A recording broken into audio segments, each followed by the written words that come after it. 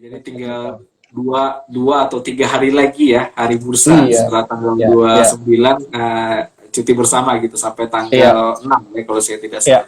Nah, iya, iya, situasi seperti ini biasanya pasar akan sepi ya. Jadi aktivitas iya, akan berkurang gitu dan otomatis yang menggunakan margin pada cash in dulu nih, pada dijual dulu sahamnya gitu ya.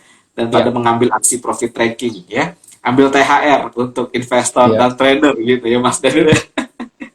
Baik, baik. Jadi rentan atau area IHSG akan bergerak dalam rentan 7150 sampai 7300 ya Ya. untuk pergerakan dari IHSG. Nah, selanjutnya Mas, mungkin dari pergerakan IHSG hari ini kita bahas ke sektoral Mas, Mas Daniel. Dari pergerakan hari ini sektor-sektor apa aja sih yang kira-kira menarik untuk diperhatikan atau yang Eh, mengalami kenaikan dan penurunan gitu ya. Oke, Silakan.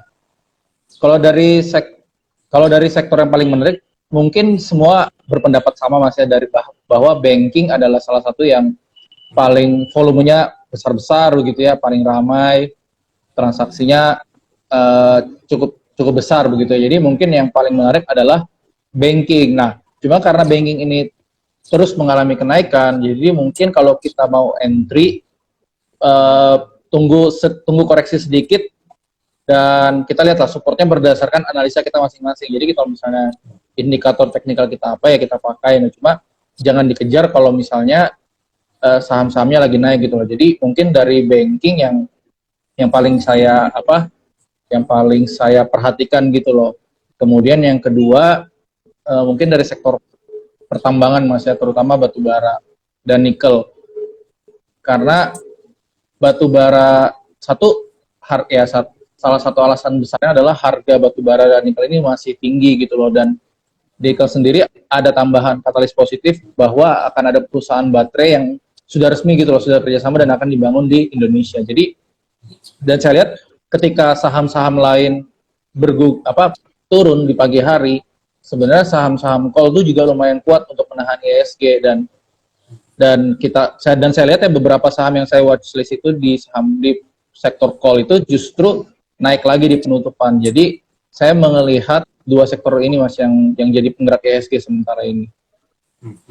Baik, sektor perbankan dan sektor pertambangan ya, batu bara dan nikel nih yang bisa Ya, diperhatikan. Nah, selanjutnya Mas, mungkin kita bisa lihat sektor teknologi nih, Mas Daniel. Kira-kira gimana pandangannya? Karena kalau kita lihat hari ini Goto ya, ini sempat auto reject nih di ya, ya. pagi hari ya, tapi sepertinya kembali dan juga beberapa sektor teknologi seperti Buka ya dan sebagainya. Kira-kira bagaimana pendapat Mas Daniel? Nah, untuk sebenarnya kalau jadi memang dari sektor teknologi dan bahkan sebenarnya ISG secara keseluruhan ya, Goto itu sekarang memegang peranan penting Mas. Peranan penting dalam artian dia termasuk saham yang memberikan porsi indeks yang cukup besar begitu loh. Jadi kalau Gotonya turun, ISG bisa turun agak dalam juga nih karena Goto ini kan porsinya besar ya. Sekarang market cap nomor 5 atau 4 ya. Saya sedikit lupa, tapi yang pasti dia cukup besar lah.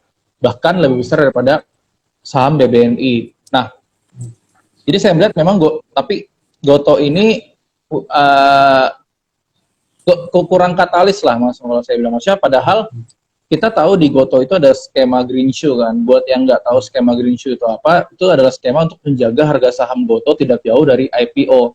Tapi ternyata hanya dalam 10 hari perdagangan bursa Goto itu dana yang dipakai green shoe-nya itu sudah habis gitu loh, dan Gotonya sendiri ternyata nggak naik, dan ternyata hari ini kan sempat auto reject bawah ya. Nah, jadi saya lihat kalau misalnya saya sebagai trader, saya mungkin akan menghindari Goto untuk sementara karena saya belum lihat ada katalis positif, dan ini justru akan berdampak sekali ke sektor teknologi lainnya begitu loh. Cuma kalau untuk memang untuk buka sedikit menarik Mas ya, karena saya lihatnya buka ini ada tanda-tanda bahwa dia akan reversal, dan jika buka bisa menembus harga 400, saya ada melihat potensi pattern cup and handle di saham buka. Jadi sebenarnya kalau untuk saham buka dan Goto saya punya view yang sedikit berbeda.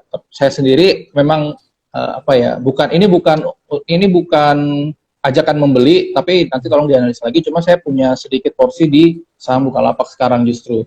Nah, Goto juga mungkin bisa, tapi kan sekarang baru IPO dan justru turun terus kan. Jadi kita lihat aja lah perkembangan Goto ke depan gimana. Tapi yang pasti karena dia turun terus, ini mempengaruhi saham tech itu jadi negatif, begitu Mas Aldi.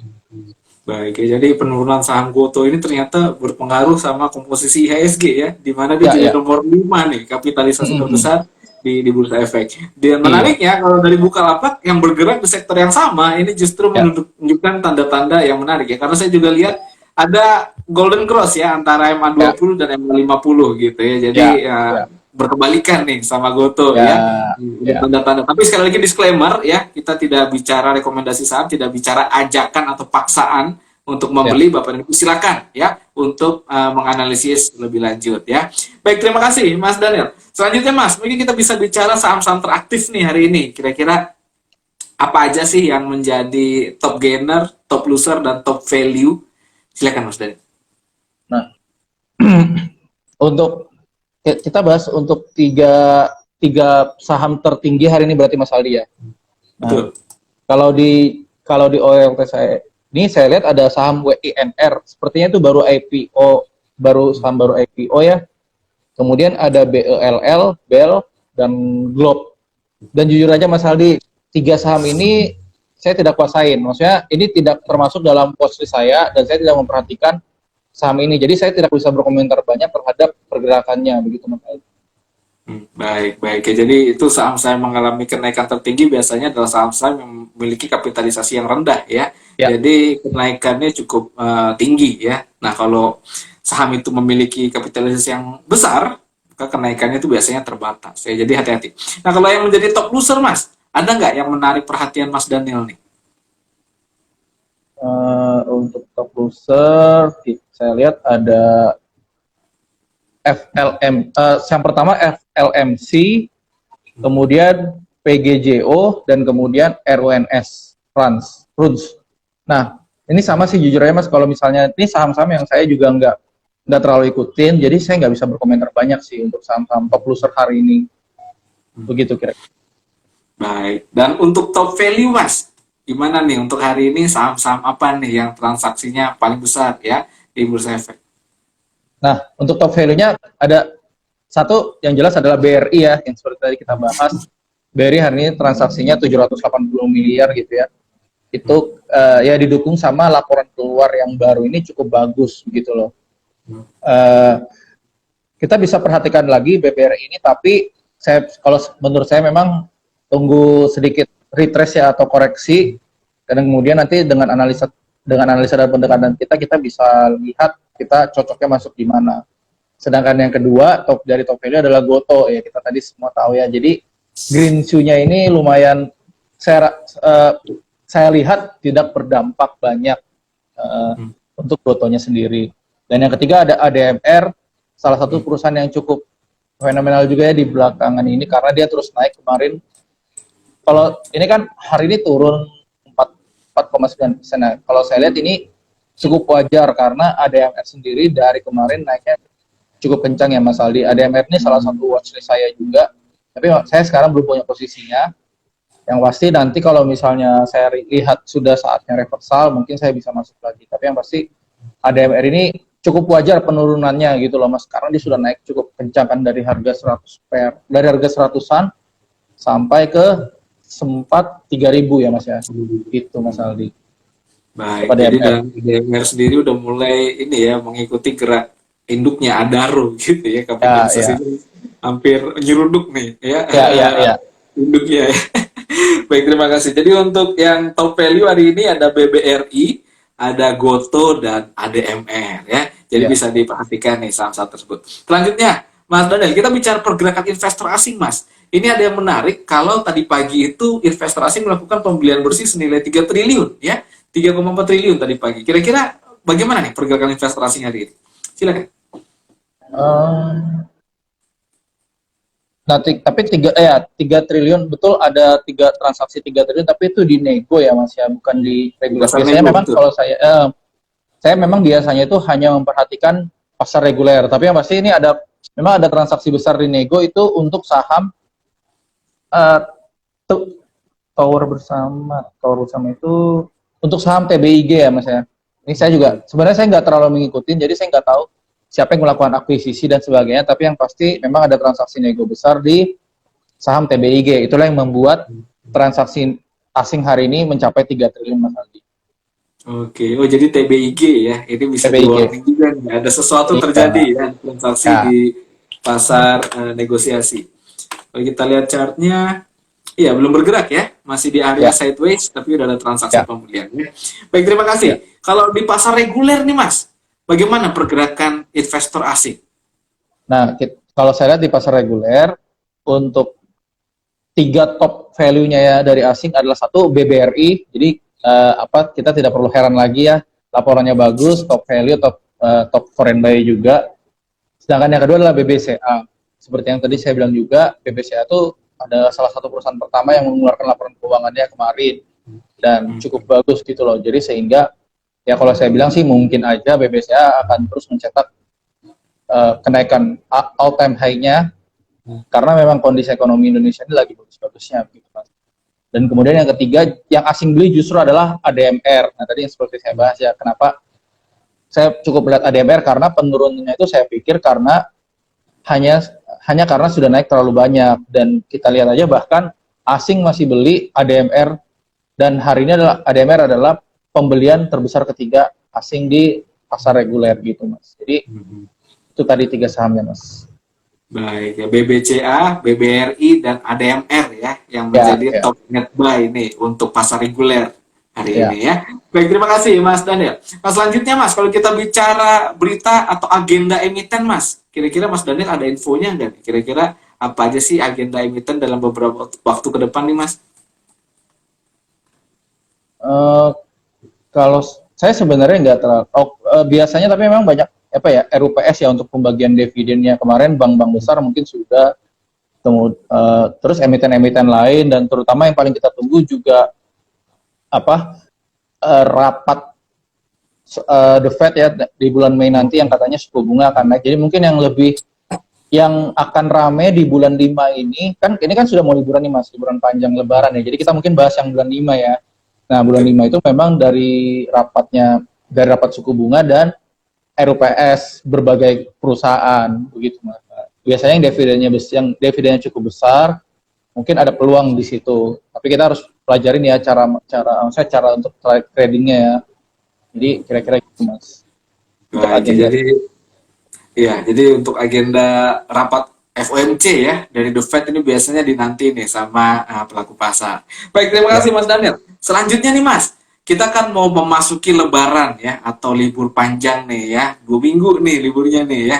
Kira-kira bagaimana sih investor menyikapinya nih Mas? Apakah kita wait and see atau justru akumulasi nih saat harga saham lagi murah ya? Karena kan aktivitas pasti berkurang. Silakan Mas Oke. Daniel.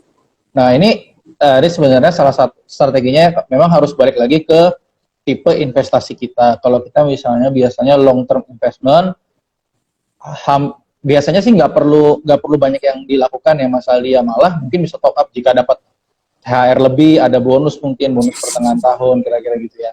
Nah, itu kita bisa top up jika seandainya saham yang kita investasi itu belum bergerak banyak. Nah, cuma kalau misalnya saya pribadi kan juga trading ya gitu Mas Aldi ya, dan saya merasa pasar saham ini sedikit menurun transaksinya jika mendekati libur panjang. Jadi biasanya saya nggak terlalu agresif Mas, dan kalau istilah trader itu cash out. Jadi saya kurangin posisi di beberapa saham, dan kemudian jika ada posisi yang menarik dan saya ingin masuk, biasanya saya masuknya hanya setengah dari yang biasa saya masuk. Itu biasanya strategi saya, karena itu tadi market biasanya transaksinya kurang tinggi jika mendekati libur panjang. Nah, itu strategi yang biasanya saya lakukan. Nanti setelah bulan Mei kan ada juga kata-kata sell on May ya Mas ya. Nah, itu kita juga harus lihat nanti. Jadi setelah maksudnya kalau misalnya sell on May, atau kalau misalnya nanti di bulan Mei ternyata pasar yang bisa ramai kembali setelah Lebaran, mungkin saya lebih agresif lagi. Tapi yang pasti kalau misalnya mendekati libur panjang, memang biasanya saya lebih banyak menaruh dana di RDN, cash out lah, saya jual posisi gitu Mas Aldi. Baik ya, jadi sell in May and go away gitu Iya. istilahnya. Jadi jual di bulan Mei terus cabut gitu ya, pergi ya. Jadi istilahnya menjauhi pasar modal. Ini pertanyaan saya mau berlanjut nih sebenarnya ke topik sell in May ini nih. Sebenarnya Oke, Mas. fenomena sell in May ini kalau menurut pandangan Mas Daniel terjadi nggak ya untuk tahun ini? Menurut pandangannya nih, kalau kita lihat di beberapa tahun kemarin kan, ya pelaku pasar selalu beranggapan bulan Mei ini orang-orang udah dapat dividen gitu ya di bulan Iya, Maret iya. ya kan, bulan Iya, April iya. udah dapat dividen, jadi mereka pada jual dulu nih sahamnya nih sehingga terjadi penurunan. Kira-kira apakah terjadi nih Mas untuk tahun ini kalau menurut pandangan Mas Daniel? Eh, Kalau saya pribadi, saya itu di bulan Mei memang di bulan 3 sampai 5 memang biasanya sering mengurangi posisi, Mas. Jadi mungkin bisa dibilang saya ini cukup percaya sama sell in May dari segi value transaksi ya. Jadi dari segi value transaksi, volatilitas itu saya cukup percaya dengan sell on May. Jadi biasanya sell on May itu saya mengurangi posisi gitu loh. Nah, dan mungkin tahun ini bisa terjadi lagi karena dengan dua alasan kalau dari saya, Mas. Nah, yang pertama adalah satu, IHSG kita sudah naik lumayan kencang ya. IHSG itu kalau tidak salah year to date-nya sudah 8%, Mas. 8% itu cukup tinggi loh untuk indeks kita. Ya, kalau teman-teman bandingin sama indeks negara lain yang nggak ada, maksudnya nggak banyak yang lebih dari 8% gitu ya, Mas Aldi. Bahkan Amerika aja nggak, setahu saya. Nah, jadi satu, IHSG itu sudah naik terlalu tinggi. Jadi mungkin perlu koreksi dan salah satu katalisnya itu adalah sell on May ini gitu loh menurut saya. Yang kedua adalah sentimen dari tadi kenaikan suku bunga. Nah, kalau suku bunga ini beneran naik, bahkan market aja kan sudah mulai mengantisipasi kan banyak indeks yang turun seperti yang saya tadi bilang. Nah, mungkin jika ya maksudnya Indonesia dari ISG sendiri bisa ngikutin. Jadi sell on May ini ya saya pikir mungkin akan terjadi, Mas ya. Tapi saya disclaimer dulu bahwa saya juga bisa salah gitu, Mas. Tapi menurut saya akan terjadi. Jadi probabilitasnya cukup tinggi gitu ya kalau Ya, kita melihat situasi saat ini ya. Baik, jadi iya, Mas. seperti itu ya. Kalau saya menilainya biasanya sell on May ini gara-gara udah dapat dividen gitu. Jadi biasanya Ya, investor setuju. itu kalau sudah dapat dividen itu kan mereka akan jual gitu ya dan Ya, mencari saham-saham lain yang akan bagi dividen untuk bulan September November ya, gitu. Jadi fenomenanya selalu seperti itu gitu ya. ya. Baik, terima kasih Mas Daniel ya. Nah, sekarang kita masuk ke segmen terakhir nih Mas ya. Saham-saham apa sih yang bisa diperhatikan oleh investor nih kalau menurut pandangan Mas Daniel? Silakan. Oke. Seperti yang tadi saya bilang di awal-awal, Mas ya, saya itu banyak memperhatikan perbankan dan saham batubara gitu, Mas ya. Nah, saham pertama yang ini bukan ajakan membeli, jadi tolong dianalisa lagi, tapi salah satu saham pertama yang salah satu saham yang tadi barusan saya ambil posisi itu adalah BBTN, Mas. Kenapa BBTN? Simpelnya kalau dari segi teknikal, dalam 3 hari terakhir ada lonjakan volume yang sangat-sangat besar di BBTN. Mungkin bisa dibilang hampir bisa dibilang 5 kalinya itu. Nah, kalau Mas Aldi bisa lihat kan bisa betul ya Mas Yana, dan resisten sebelumnya BBTN adalah 1850 kalau menurut saya. Itu hari ini ditembus, Mas. Hari ini closing di 1865. Nah, jadi saya tadi ambil posisi di BBTN dan saya berharap semoga ya ini saham ini sudah breakout dan nanti akan melanjutkan trennya dia. Target saya sendiri ada di angka 2000-an. Nanti kita lihat sama-sama lah BBTN ini bisa mencapai segitu enggak. Okay. Karena bank-bank lain juga sudah tinggi dan yang saya lihat cukup laggard atau terlambat ya, itu salah satunya BBTN begitu, Mas. Nah, saham yang kedua itu saya sangat mengikuti PTBA, Mas Aldi. Saham batubara yang paling saya ikutin sekarang tuh PTBA karena satu dari segi teknikal dia berkali-kali tertahan di angka 3.600 kalau misalnya kita perhatikan. Jadi 3.600 ini bisa kita lihat sebagai supportnya. Nah, katalis kedua untuk PTBA adalah PTBA tanggal 24 atau 25 Mei itu akan ada RUPS. Dan laba PTBA itu adalah tertinggi sepanjang sejarahnya. Kita semua tahu PTBA itu sebagai BUMN, dia membagi dividen setiap tahun tuh lumayan besar gitu, Mas Aldi. Jadi saya rasa katalis untuk PTBA ada di dividennya juga tanggal 25 Mei nanti, 24 atau 25 saya lupa. Nah, mendekati tanggal itu, saya berharap PTBA ini nanti bisa breakout. Kalau saya lihat itu sekilas breakout-nya ada di angka 3.820. Jika bisa menembus itu, ekspektasi saya di PTBA adalah mencapai 4 ribuan. Kalau jadi saham yang saya lihat dua ini sih Mas, dua ini saya lihat banget itu Mas Aldi. Baik, luar biasa ya. Jadi BBTN ya, dan PTBA ya, dua saham yang sedang diperhatikan. Disclaimer ya, bukan berarti kita bicara sebuah kode ini adalah ajakan atau paksaan untuk membeli saham. Pastikan Bapak dan Ibu melakukan analisis lebih lanjut ya sebelum mengambil keputusan investasi. Baik, terima kasih Mas Daniel ya atas informasinya. Semoga ini bisa menambah wawasan ya untuk Bapak dan Ibu di pasar modal ya. Sekarang kita masuk sesi tanya jawab. Jika ada yang mau bertanya, silakan masukkan pertanyaannya ke kolom Q&A atau ke kolom chat agar bisa dibahas bersama nih sama Mas Daniel. Ini pertanyaan dari Pak Hasbi 17 underscore ya. Saham FPNI dan Kren, Mas Daniel. FPNI dan Kren. Kira-kira bagaimana sih secara teknikal? Silakan. Ya, saya bahasnya secara teknikal aja ya, karena jujur dua saham ini saya tidak mengikuti story fundamentalnya. Untuk FPNI sendiri, kalau saya lihat ini sekarang sideways, bahkan sideways dan cenderung downtrend ya Mas ya. Nah, sideways-nya itu ada di area sekitar 390 sampai 400 dan kebetulan ini closing-nya dia di 400 gitu ya. Jadi sebenarnya FPNI ini berada di area support kalau menurut pendekatan analisa saya. Jadi kalau misalnya saya mungkin tertarik dengan FPNI, mungkin saya bisa beli, tapi saya lihat lagi nih volumenya cukup sangat kecil lah bahkan untuk FPNI. Jadi ini bukan tipe saham yang akan saya beli kalau lihat dari volumenya itu, atau istilah flow lah kalau buat trader itu ya. Jadi flow itu cukup penting. Nah, ini saham ini sebenarnya bisa dibilang sedang ditinggalkan atau sedang sepi. Jadi kemungkinan tidak akan ada pergerakan besar dalam waktu dekat untuk saham FPNI dari segi teknikalnya. Kalau untuk saham yang kedua kita Kren Mas ya. Kren ini Kren jujur aja lebih parah lagi. Ini saham sepertinya ini sudah sudah digocap ya, sekarang sudah di 50. Dia turun terus dari angka 190 bahkan. Jadi ini saya lihat ditinggalkan terus.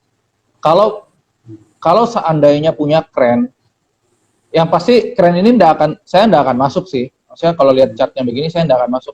Mohon maaf ya, bukan berarti analisa saya selalu benar gitu.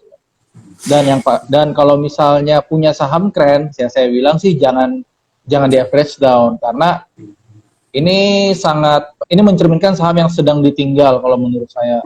Volume buangannya besar, sahamnya turun terus gitu loh, dan sekarang sudah berada di harga 50, begitu Mas Aldi. Baik, ya, jadi kira-kira seperti itu ya untuk dua saham ini, FPNI dan Kren ya. Apalagi Kren, Kresna ini kan sepertinya kena kasus juga nih terkait salah satu lembaga gitu ya. Iya. Jadi hati-hati ya terhadap saham yang seperti ini ya, yang sedang downtrend gitu. Baik, terima kasih penjelasannya Mas Daniel, terima kasih juga jawabannya. Silakan jika ada yang mau bertanya. Ini pertanyaan dari Asep Basuda ya, terkait katalis positif menjelang Lebaran apa ya? Poultry apakah sudah menarik selain saat Ramadan ya? Java ya, biasanya nih situasi ini ya, tapi kok belakangan ini justru kurang menarik nih poultry ini. Silakan pandangannya Mas Dani. Oke, ini saya sebenarnya cukup sependapat nih Mas dengan statement ini ya. Jadi kalau pengalaman saya di bursa, memang kalau misalnya Lebaran, kondisinya Lebaran itu saham yang lumayan biasanya naik adalah poultry dan retail. Nah, kita lihat retail ya, maaf, saham-saham retail, kelompok retail kita nggak usah bahas lah karena nggak ditanya, tapi pasti sudah naik kan. Poultry justru sebaliknya. Sekarang pertanyaannya adalah apakah kita melihat ini sebagai peluang atau justru kita harus hati-hati begitu loh. Nah, kalau saya pribadi jujur, saya melihat ini masih sebagai peluang Mas, karena memang di laporan terakhir Java ini kan karena emitennya disebut ya, Java itu fundamentalnya cukup bagus dari segi penjualan dan net profit. Nah, saya lihat harganya turun terus. Memang kemarin setelah dia bagi dividen, udah Java turun terus ya. Nah, kalau dari saya masih melihat ini menarik, tetapi bukan dari segi teknikal atau misalnya pengen trading cepat, karena memang ini downtrend nih sekarang, dibuang terus kan, ada support dari JPFA ini saya lihat terus ditembus. Nah, tapi karena ini menjelang Lebaran dan biasanya harga-harganya naik, saya berekspektasi dan berharap kuartal 1, kuartal 2 JPFA bagus, dan penurunan ini justru menjadi peluang kita untuk berinvestasi. Jadi saya melihatnya seperti itu, Mas Aldi. Baik, luar biasa ya. Jadi memang secara teknikal ini lagi mengalami penurunan dan sepertinya downtrend ya, karena berhari-hari nih penurunannya nih ya. Tapi kalau kita lihat secara fundamental justru menarik ya, tadi yang sudah disampaikan oleh Mas Daniel. Karena cukup unik, biasanya retail dan poultry nih yang mengalami kenaikan saat lebaran ya. Kalau dugaan saya sih karena ini selera investor ya, lebih memilih sektor perbankan atau sektor batu bara yang beberapa waktu lalu ini mengalami lonjakan signifikan tuh ya harganya. Baik, terima kasih pertanyaannya, terima kasih juga penjelasannya Mas Daniel. Nah, selanjutnya ini mungkin pertanyaan terakhir ya, karena sepertinya sudah di ujung nih acara nih ya, sudah hampir waktu jam hampir 5:30 gitu ya, saya yakin lagi menunggu buka puasa. Ya. Nah, kemudian ini pertanyaan terakhir nih ya dari Nader Spani, review MDKA ya. Nah, MDKA ini juga tempat masuk ya, nikel ya atau emas ya. Silakan Mas Dani. MDKA ya salah satu perusahaan yang cukup kuat ya belakangan ya. Semua perusahaan di bawah Saratoga saya lihat cukup menarik pergerakannya gitu loh. MDKA bikin all time high kemarin dan tidak bisa menembus 5.800 lah persisnya. Nah, sekarang ini terkoreksi. Kalau saya bilang MDKA, saya itu nggak terlalu ngikutin story fundamentalnya lagi, karena ketika dia naik terus, saya cuma ikutin trennya biasanya gitu, Mas Aldi. Jadi kalau misalnya fundamental, saya jujur aja sudah menguasai nih untuk MDKA. Tapi kalau saya pribadi, saya akan pantau harga 5.000. Selama dia masih di atas 5.000, ini saya lihat sih ada peluang untuk melanjutkan kenaikannya. Jadi kan ini saham yang uptrend, dia kalau koreksi wajar aja gitu loh, nggak apa-apa, nggak usah. Kita jangan langsung panik gitu kan. Nah, kalau saya lihat ini ada potensi untuk melanjutkan kenaikannya lagi jika dia bertahan di 5.000, Mas Aldi. Jika dia bertahan, habis itu naik ya kita follow the trend lagi gitu loh. Follow the trend aja. Jujur saya nggak terlalu menguasai fundamental perusahaan ini, tapi saya ngikutin teknikalnya. Jadi selama dia naik terus, kita tinggal cari posisi entry yang cocok dan exitnya, dan kita ya maksudnya bisa profit lah dengan cara seperti itu gitu, Mas Aldi. Baik, luar biasa, karena don't fight with the trend gitu ya. Trend is your friend gitu. Karena kalau dia ibarat kereta lagi melaju sangat kencang, jangan coba-coba diberhentiin gitu ya. Karena tren itu biasanya cukup kuat ya. Walaupun fundamentalnya kita belum tahu nih ada berita terbaru tapi biasanya secara teknikal sudah menggambarkan apa yang terjadi di saham tersebut ya. Baik, terima kasih tanggapannya, terima kasih juga pertanyaannya, semoga terjawab ya. Nah, baik, mungkin terakhir nih Mas Daniel, gimana komentarnya nih menjelang libur panjang nih? Apa hal-hal apa yang bisa diperhatikan oleh investor? Silakan. Ya, kalau dari segi fundamental ya, saya itu kan kita tiap hari di Sukor itu ada morning briefing lah dan sesi 1 briefing gitu Mas, untuk masuk sesi 2. Nah, kita di Sukor ini, teman-teman di Sukor ini semuanya setuju bahwa ekonomi Indonesia ini sedang di posisi yang bagus sekali, Mas. Jadi seandainya pun libur panjang dan ada koreksi, kalau menurut saya nih, saya bilang kita nggak perlu takut, karena saya bisa melihat bahwa IHSG akan melanjutkan kenaikan atau minimal tidak akan turun banyak di 2022 ini, karena itu tadi kondisi ekonomi sedang bagus-bagus. Nah, jadi liburan, seandainya saham yang kita pegang lagi turun ya kita review aja lah. Kenapa alasan kita beli, terus apakah kita, kalau misalnya memang masih bagus, kita tambah posisi juga nggak apa-apa gitu loh. Ya paling ya kira-kira itu aja sih Mas, kalau misalnya tambahan dari saya, biar liburannya santai aja lah. Iya, baik, karena ekspektasi pertumbuhan ekonomi kita juga cukup tinggi ya. Ini tadi BI memproyeksi 4,5 ya, dan Kemenkyu memproyeksikan 5% gitu. Jadi optimis nih kita ya.